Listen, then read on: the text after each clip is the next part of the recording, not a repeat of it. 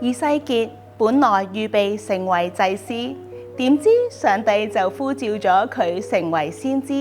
咁樣佢之前喺聖殿裏面所學嘅一切係唔係白費呢？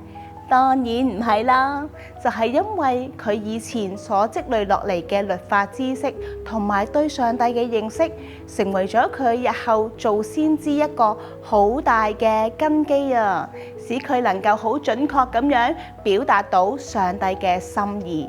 今日你經歷緊乜嘢，學習緊乜嘢呢？或者你未必即刻見到果效，但喺上帝嘅手裏面係冇徒然㗎。喺路加福音裏面提到，人喺最小嘅事上面忠心，喺大事上面都可以忠心。